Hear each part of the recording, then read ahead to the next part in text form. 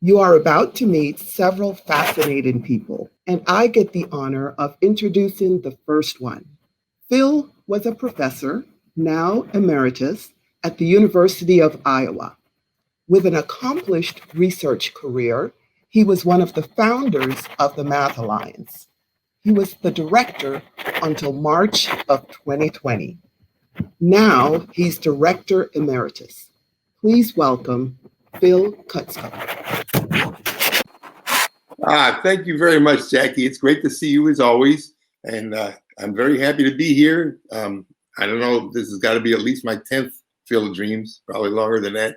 However many they've been, it's got to be much more than that. We're having an interesting format this afternoon. We're going to have a discussion, basically, between an interviewer and an interviewee. And I'd like to bring them in now, if I could. All right. So this is Ranthony Edmonds and Victoria Uribe. Let me introduce Victoria first. Victoria will be interviewing Ranthony. Victoria is a doctoral student in applied math at Arizona State, and she did her undergraduate work at Cal State Chico. And as I said, she'll be interviewing Ranthony Edmonds now. So let me introduce Ranthony, if I could. Let's see. There she is. Okay. Ranthony and I amount to being old friends. I know Ranthony for many years. I'd say a couple of words about her. She got her bachelor's degree at the University of Kentucky. Then she got her master's degree at Eastern Kentucky University, and she came to the University of Iowa, where I got to know her in fall of 2013. She got her PhD there in commutative algebra in 2018, and she's currently the Ross Assistant Professor of Mathematics at Ohio State University since the fall of 2018. Ranthony represents exactly what we're hoping to see happen among our Alliance scholars. And we're very, very proud of her. She's a role model, I think, for a whole new generation of students. I want to quote from what she's got on her website. She says, "In addition to my research in pure mathematics, I'm also deeply invested in issues rooted in access to mathematics for those from underrepresented backgrounds." And that's quite remarkable that she's doing both those things, integrating them both into her life. And it's what we all hope to see happen over the near future. Just for one small example, in 2019, she developed a new service learning course for Ohio State using hidden figures. It was called Intersections of Mathematics and Society, Hidden Figures. I know personally from having spoken with her almost weekly during that time that she put in an enormous amount of effort at the same time that she was doing her research. So she serves as a wonderful model. That follows up what she did at Iowa, where she was involved in all sorts of service sorts of things for women and for minority students. It's quite remarkable what she's done. So I'm really looking forward to more of her life coming out in this interview. And I just would like to say it's an honor to have mentored her. Thank you for the introduction, Dr. Phil. It's really humbling. And I'm excited to talk with you, Victoria, just about math and grad school and experiences within the mathematical community. Me too. So first, I'd like to point out to the audience that you're able to ask questions like Jacqueline mentioned. So I have a list of questions that I want to ask Ranthony first. Feel free to ask those questions. And then toward the end of the show, we're going to address some of those questions. So I might actually get to ask her some of those before we get to the end, but if not, we'll save some time for those questions. So Dr. Edmonds, it's an honor and a privilege for me to sit with you here today. Thank you for coming. So my first question is, so I know Phil gave us some of your background, but could you tell us a bit more about your background and how you got into math in the first place? Yes, so I think that my background is a bit unique in that I started my pursuit of mathematics a bit later than most people. So what I mean by that is when I entered undergrad, I was told in high school that I was smart and so that I should be a doctor. So I was like, okay, fine, I'll do that. Seems like a good plan. And so I started off pre-med. And so within the first semester, I had to take calculus for biology majors. And then as a sophomore, I started tutoring study groups for that same class, as well as college algebra, et cetera. And then I got to a point junior year where I realized not only did I not want to be a physician, but that, you know, when looking forward into what I actually wanted to do, the most memorable parts of my coursework were my electives in English, as well as the math that showed up in organic chemistry.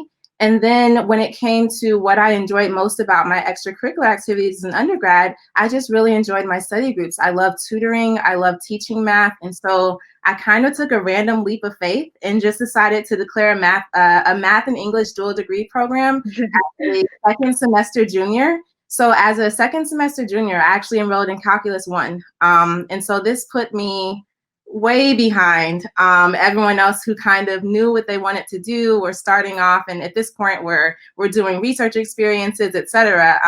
So what this created was a trajectory where I ended up doing an extra year of undergrad. I called it my victory lap, my super senior. And then I was kind of from there decided, you know, do I want to pursue graduate school in mathematics? But I think it's important to note that because I was pretty discouraged from mathematics early on in my formative years, just to some negative experiences in STEM programs. And so I thought that it wasn't something I could do. So this sort of leap of faith was kind of one I made on my own. I didn't really consult a lot of people, especially because it was so late in my undergraduate career. But I think you just kind of start where you start, and then you adjust your background from there. So. Okay, great. I think that's good. I think that's good for students to hear, that you don't have to know at the very beginning, you know, what you want to do, and you have time, right? It's never really too late to do these things. You know, Yeah. it's okay to have your own path. So then, given that you started late, right, and you did this extra year, what made you decide to go to grad school? Yeah, so I talked a little bit about how I really enjoyed tutoring. So I love teaching. And so I was like, okay, I want to teach math, but to do this at the college level, you need a PhD. And I actually was interested in math education initially. I felt that I wanted to get a PhD in math ed. And so in order to do that, you typically need a master's degree or equivalent or higher in math, as well as teaching experience at the K through 12 level. So as a super senior, I applied for Teach for America, along with a bunch of kind of master's programs. And I kind of ended up landing at a regional university that Dr. Phil mentioned, Eastern Kentucky University.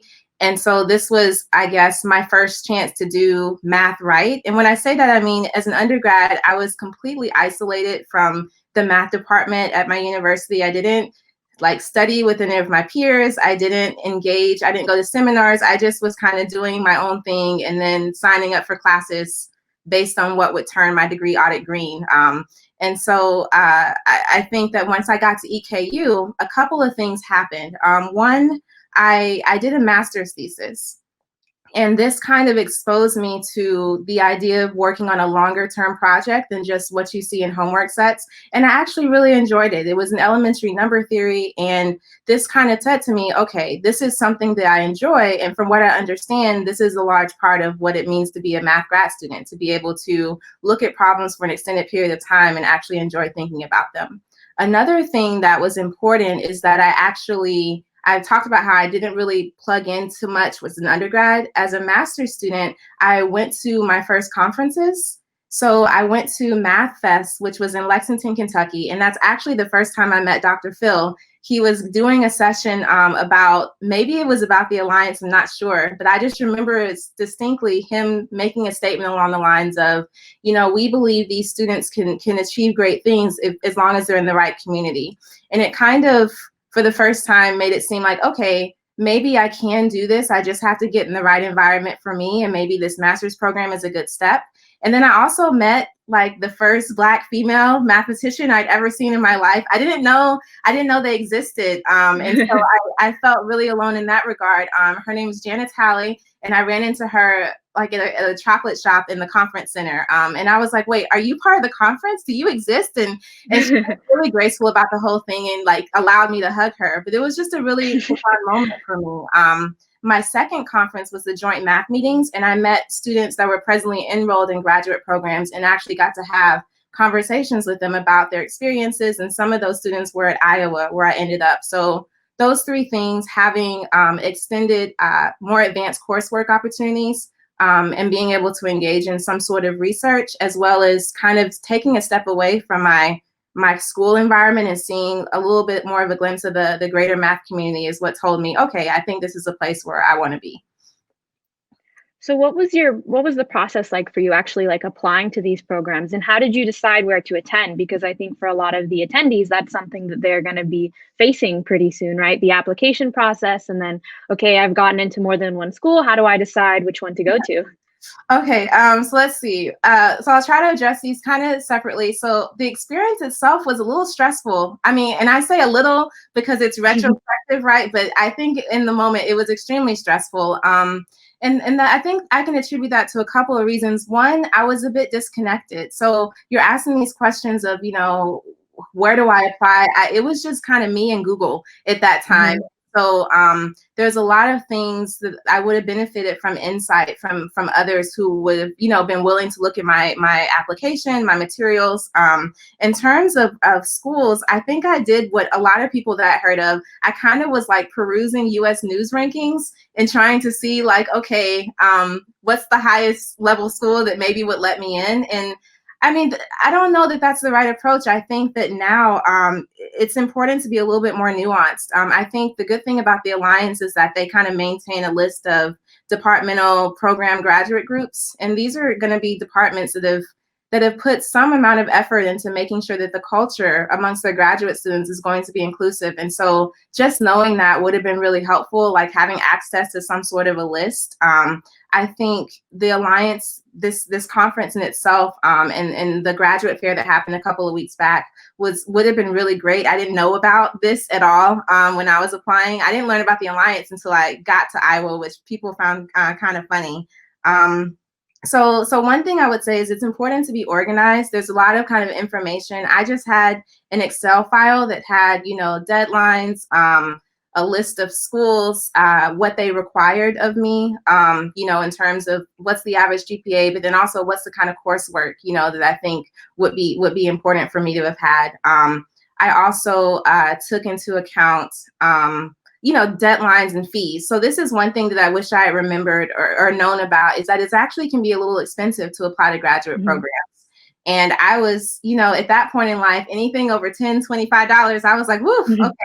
And so, because there's the fees associated with maybe sending your official test scores out from maybe a GRE exam. There's fees associated with sending official transcripts out, with just applying to the school itself. And some of these schools don't require official things until much later in the process. But I would say that my experience in general was a bit isolated. And I think one thing that I would encourage others to do is to try to get as much feedback as possible. So in the early stages, just telling your instructors you're interested in graduate school will probably open up floodgates of information that they may not have shared otherwise. I think trying to get plugged into communities where people have the same goals as you is also helpful. I think establishing feedback loops, because I didn't have anyone to look over my materials. And especially when you think about personal statements and things like this, usually as a junior scholar, you're kind of like, just let me in, please, but you can't write that as a personal statement. And so having someone to look over your materials and make sure that you're not underselling yourself, I think is really important. So I think I'm rambling a bit, but the main point is to try to establish some feedback loops so that you get perspective about your application, about where you might fit best in terms of graduate programs that you just may not have the insight to do for yourself at this stage. So then along those lines, once you were in graduate school, since it sounds like there was kind of a big difference between your experience being in grad school and then when you were kind of isolated in undergrad, what role would you say that mentoring played in your graduate school experience? And what did you find helpful or important to have in a mentor? Yeah, so there's a couple of things that really kind of, I think, transitioned, that shaped my experience in math. So before I entered graduate school, I participated in EDGE. So this is Enhancing Diversity in Graduate Education. It's a summer program for women who are about to start doctoral programs. And this is the first time that, one, I had worked with a lot of other women mathematicians. And two, this provided me with a network to kind of understand and see other people across the country who are having similar experiences with me. So now when I'm having difficulty during my first year, I can talk to people that maybe aren't just in my program who are having the same experiences. So I say this because I think one-on-one peer mentorship is just as important, I think, in the grad process as it is to have kind of older, more established mentors. So a mentor could be a second year student when you're a first year student, kind of talking to you about how they studied or prepared for a particular course or for their qualifying exams. But in terms of actual mentors, which we think of it traditionally like, you know, you're here and your mentors, wait, switched. I think that it's important to kind of maybe think about mentorship as kind of a multi-layered model. So at Iowa, I was able to meet with Dr. Kutzko. I met with him actually once a week, once every other week, my first year of school there, and then it kind of tapered from there. And when I talked to him, we were just kind of talking about adjusting to graduate school. How was I, you know, what did I think about Iowa winters coming from Kentucky? Just it was a more casual sort of thing. And so I talked to him about my coursework, but there are also a lot of personal things that I mentioned and talked to him about. Whereas when I talked to my instructors, it was a little bit different. I still felt comfortable, but I didn't necessarily insert as much, I don't know, of my humanity, so to speak, in those conversations. And so I think within reason, I think you should always aim to maybe have, as much as possible, kind of a multi-layered mentoring model for your career, in the sense of, you know, there's people that you can talk to about your research.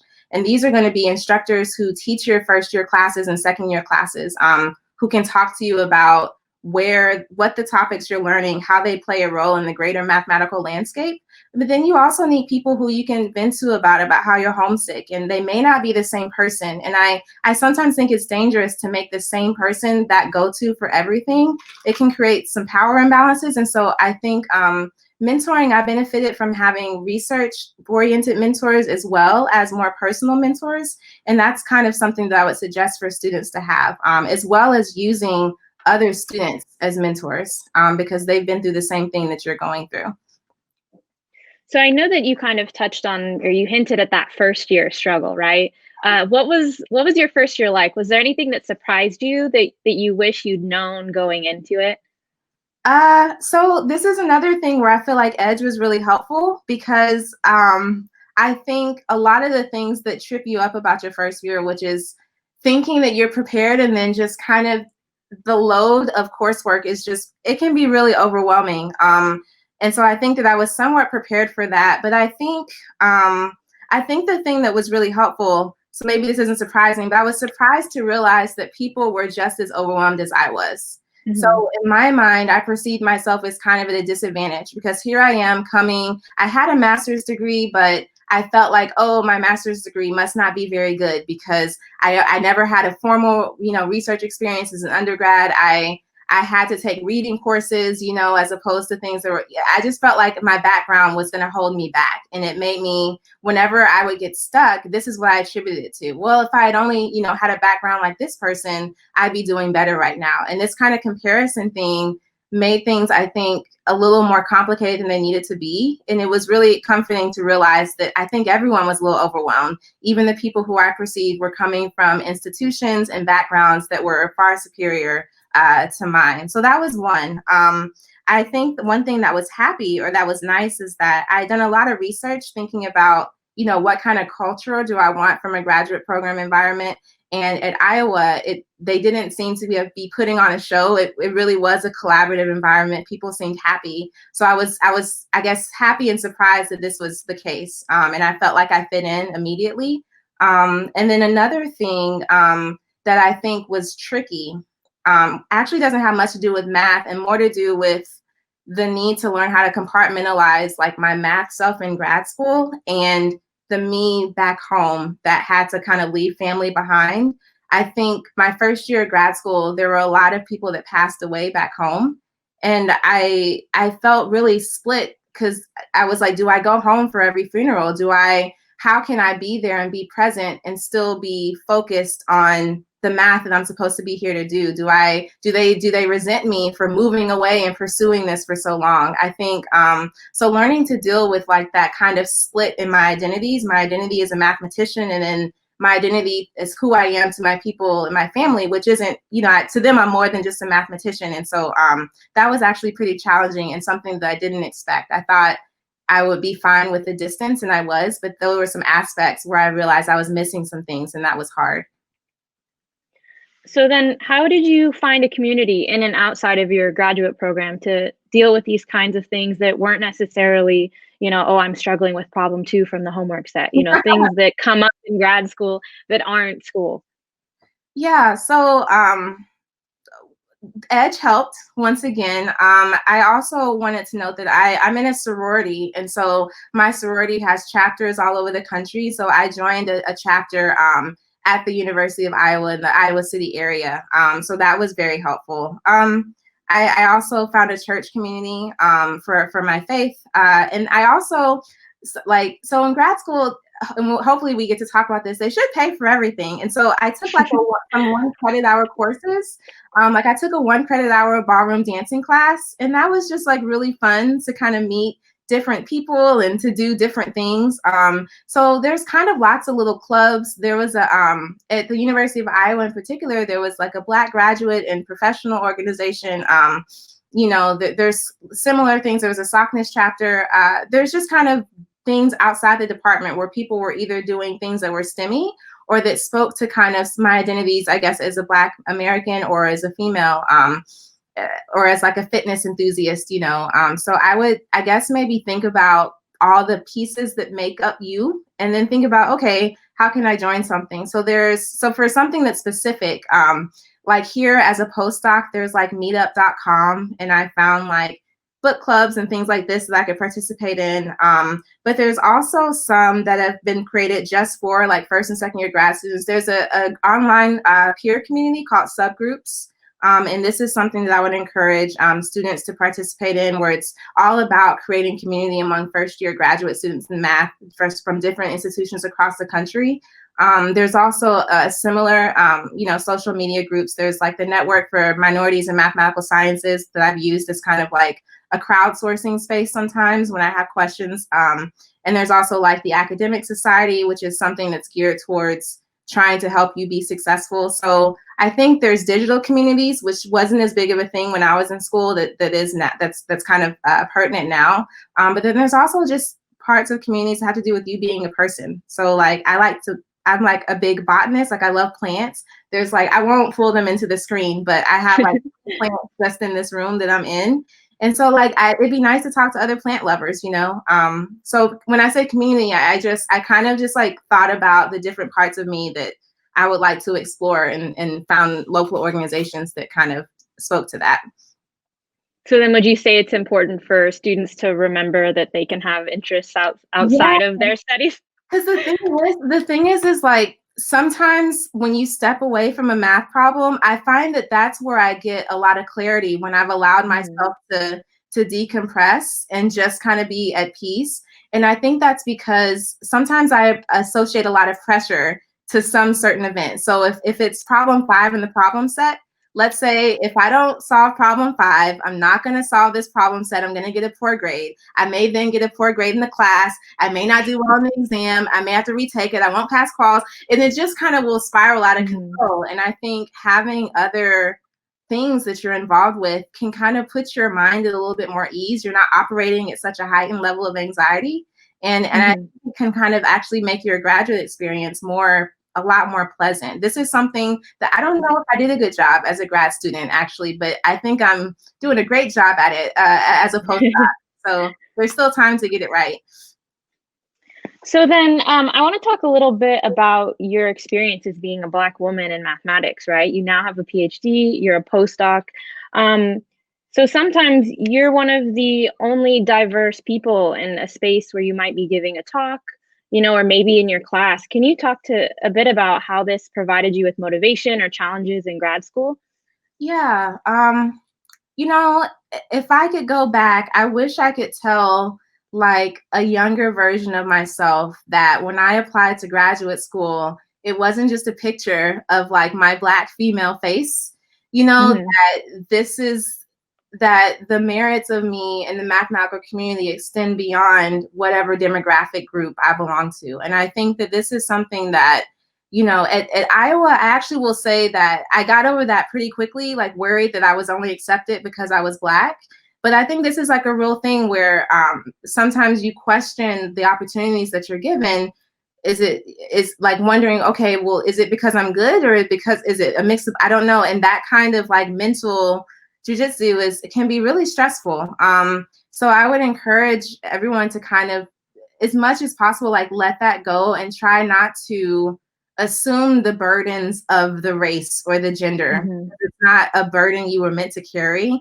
And even if you represent a certain demographic, you are not the representative. You're also an individual. And I think that that's something that I had to learn. I think I'm pretty good at now. This is like year 3 of my postdoc, of kind of recognizing that the pieces of that make me are important, but I also have other merits as a scholar. And so I wasn't, okay. So I will talk about a specific instance. I was at a conference, and I was talking about my research to a professor who said that they were hiring in his department. And he said to me, that's great. We'd love to have one of you. And Oh. I was like, wait, what? So this kind of commodification of Mm-hmm.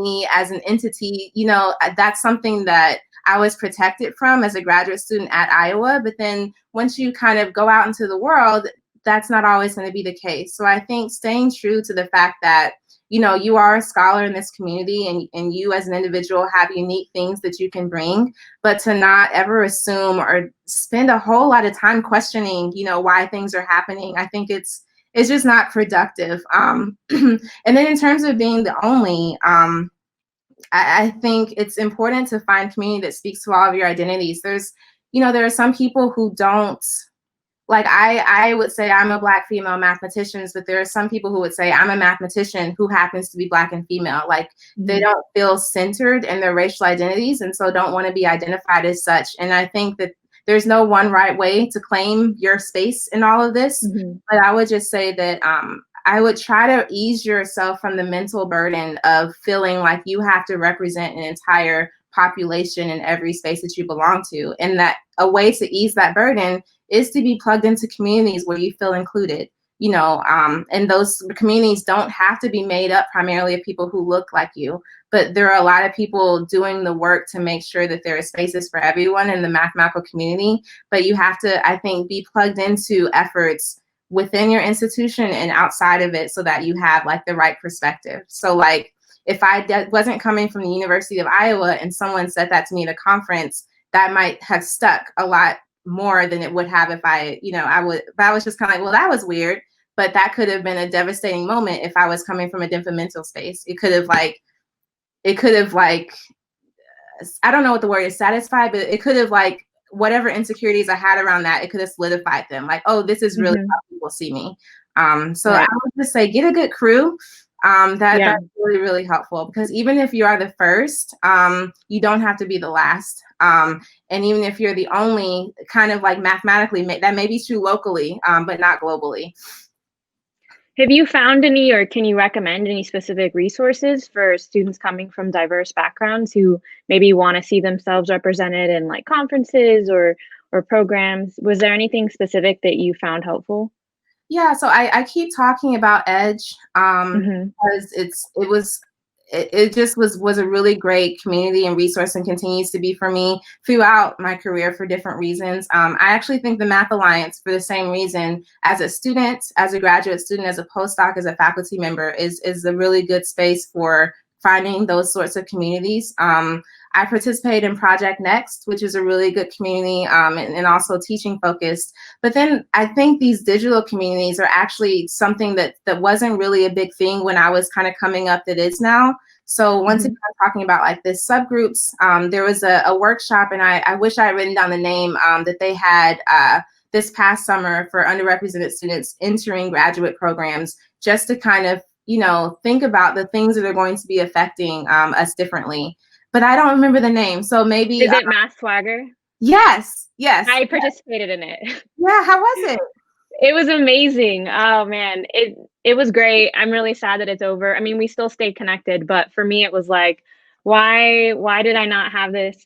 My first year, right? So I'm a second year student, but it was everything I hoped it could be. And I know this was the first year they had it, so I don't really know what their plan is going forward. But for any students that are watching, huge plug for that program.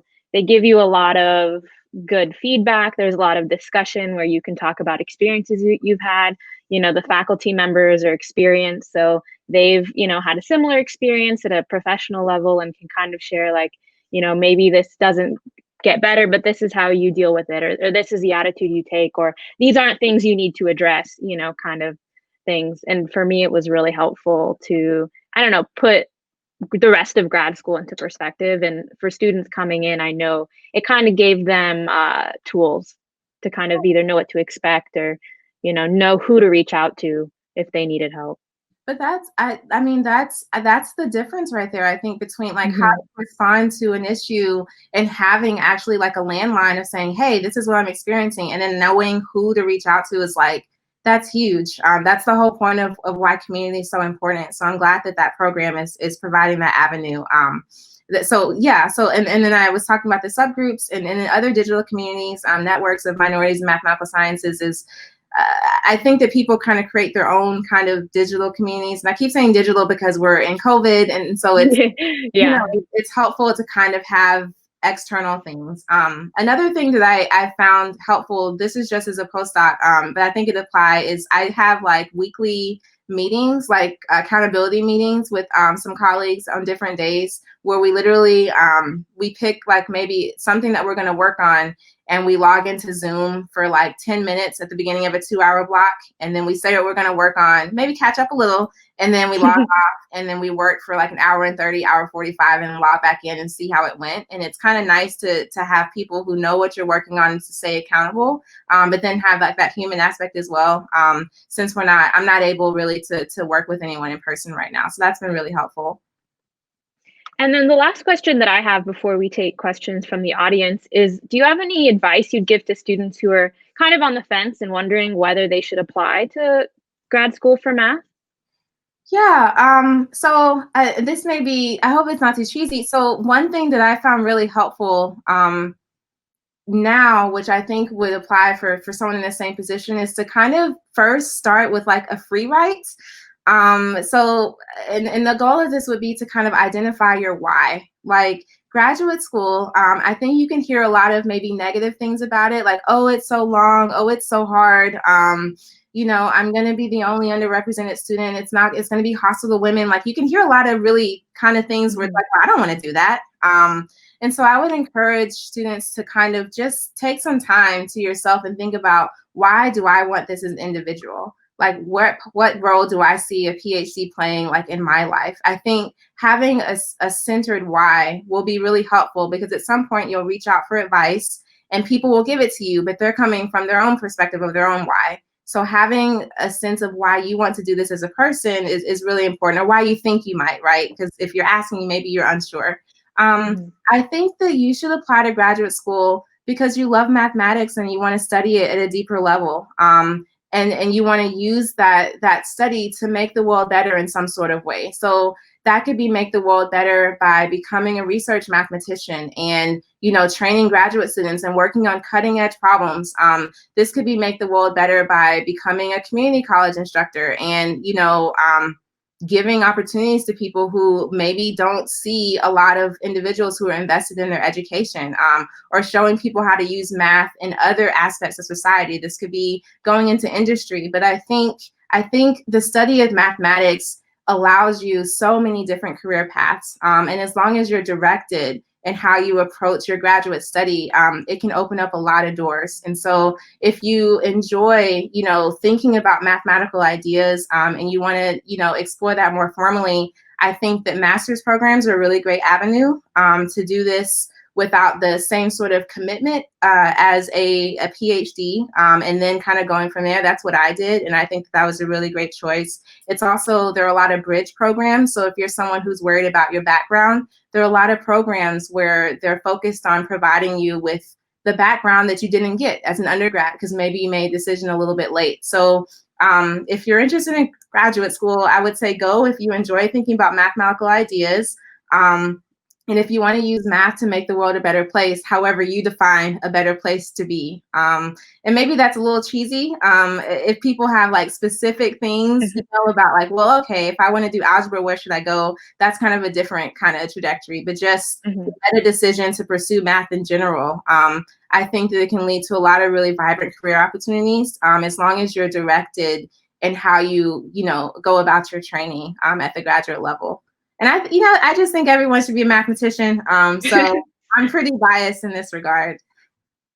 Yeah, me too. David, do you have any questions for us from the audience? We do have one question, or we have two questions and a comment or for elaboration. So the first question was, were there any moments, / experiences in grad school for you that cemented a feeling of, yes, this is exactly where I'm supposed to be?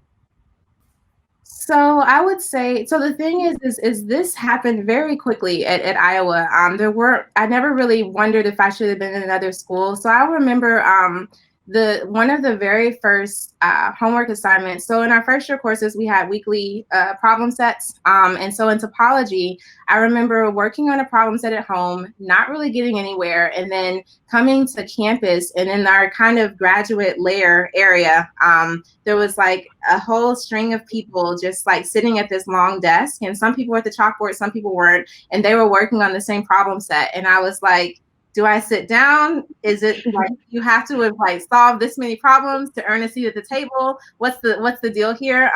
But I just like sat down, and someone had been working on that same problem. And I was like, oh yeah, I got nothing. And they're like, oh yeah, well, I started by doing this. And I was like, oh, and I like a kind of, like that light bulb that goes off when you're around other people and you just get smarter. I felt like there's a lot of things that happen there.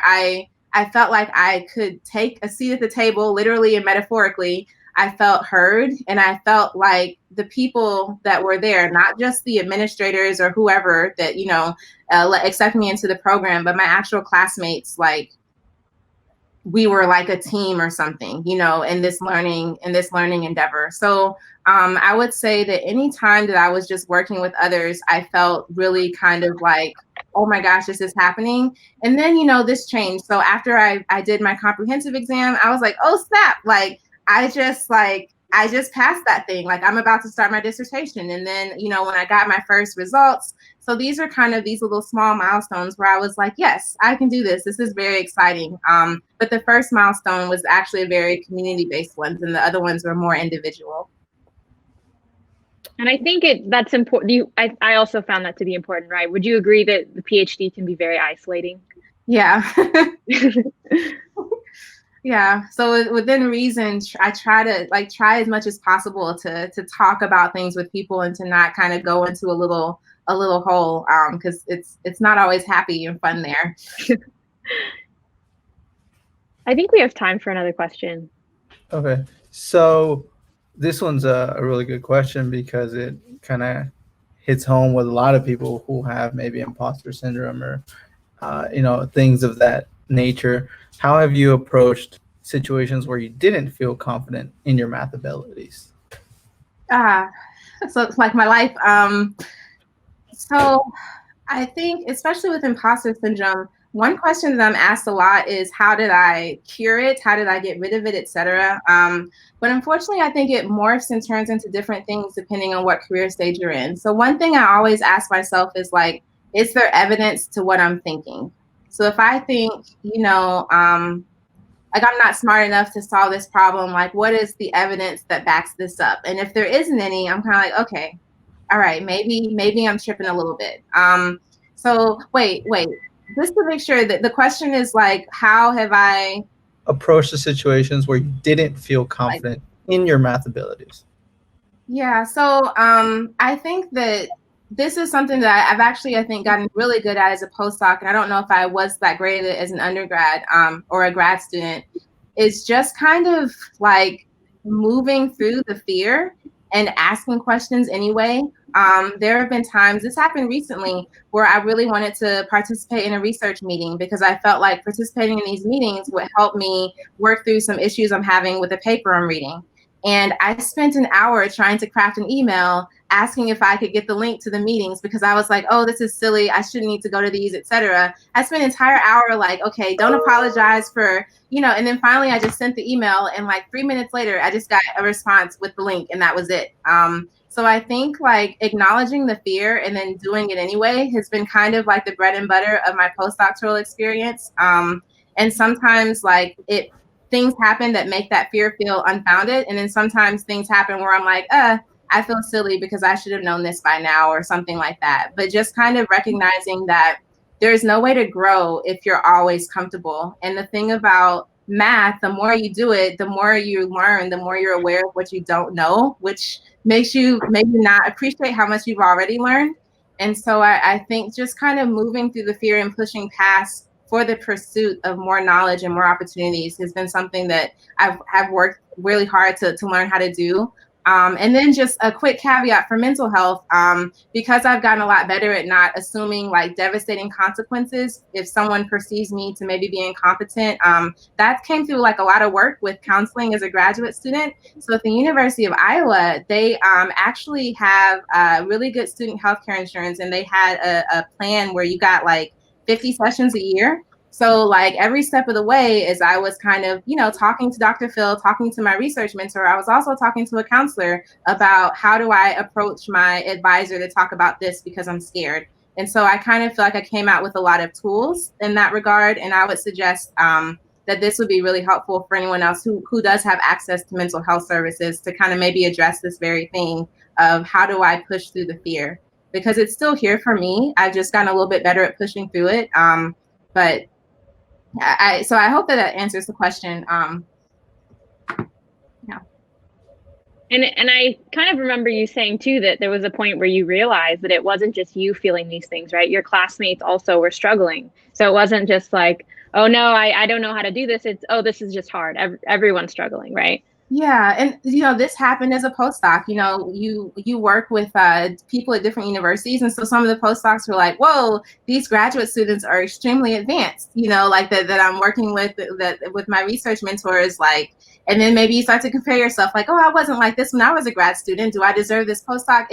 It'll just never end. So I think just acknowledging that everyone has a little bit of concern about where they stand, and that's reasonable, but I just think that we all have a place in this community and we can all really contribute great things. And that's what I focus on is what can I do to learn more the next day? And if that means I have to have an uncomfortable conversation, it may take a day or a week, but eventually I'll try to do that just because I want to learn as much as I can. Because I don't know, I just love math. All right, awesome. So I think that's all the questions we have time for today. Thank you so much for joining us, Ranthony. I hope you all enjoyed our interview and conversation.